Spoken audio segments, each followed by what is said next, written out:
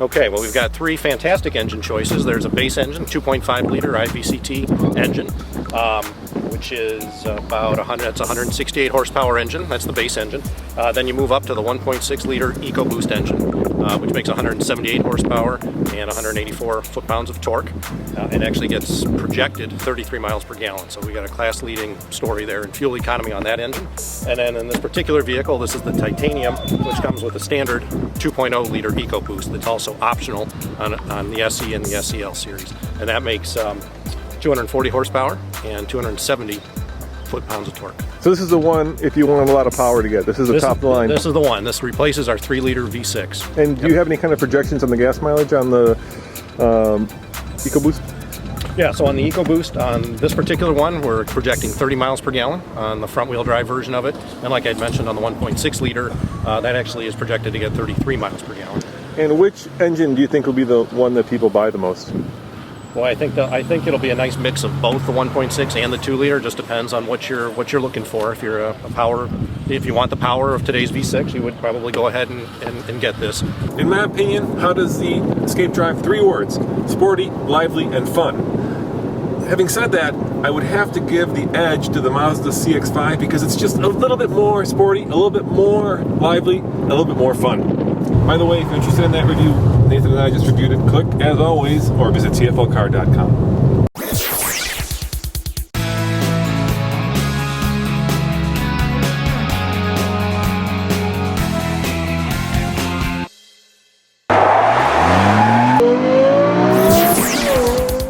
All right, so this is also based on a European platform, the Kuga, is that right?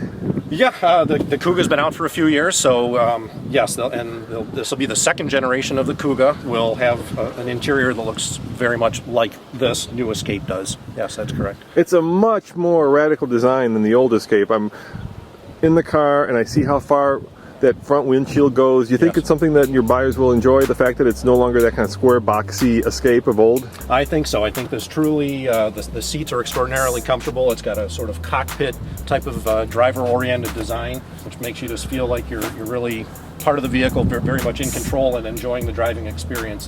Very sophisticated, upscale look. Lots of soft touch on the door trim, on the IP. So very, very nice interior. Totally different. What platform is this? How big is it? What's the size of the car?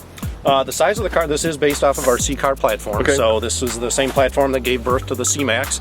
4 versions of C-Max, both here and in Europe, and similar for the Focus. There's about 5 versions of the Focus, both here and in Europe, that come off this platform, and this is now the 10th vehicle from the platform. Versus the old Escape, this is about 3 inches longer, both in wheelbase and overall length. It's about 1.5 inches shorter, as we've got this more rakish silhouette to the vehicle, and about 1.5 inches wider. And what does the all-wheel drive system work like? Is it front-wheel drive most of the time, and then when you start getting slippage in the front wheels, is there a viscous coupling that goes to rear wheels? That's exactly right. It's an intelligent 4-wheel drive system. You don't have any buttons or controls or knobs you need to turn it. It senses and puts torque where it needs to go, front to rear. You hear that? Because I don't. This is one of the quietest interiors of any mid-size small crossover I've driven in. Ford's put a lot of time and effort in making sure that this car is quiet, and you know what? It really is. And you also have torque vectoring. Can you tell me about that?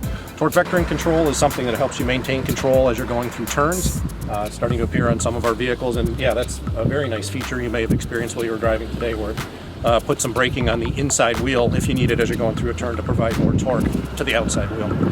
Compared to the Mazda CX-5, which I think is the best car in its segment right now, this is a much better motor. It's got a much nicer interior, but where it falls down a bit is the steering. It's just artificial and doesn't feel like it wants to dance with you. It doesn't feel like it's on its tiptoes like the CX-5 is. And would you be so kind as to give me the kind of the price range? Where does it start and where does it end? Yeah, the base vehicle, including destination and delivery, is about $23,295, which is actually a couple $100 less than the comparable outgoing Escape vehicle base automatic trans vehicle, and it goes all the way up to about $31,195 for the Titanium. For this Titanium at the base. Yep. And when will it be available? Later spring this year. Very soon. Coming to a Ford dealership near you, yes, as they like to say. Well, thank you very much. You're welcome.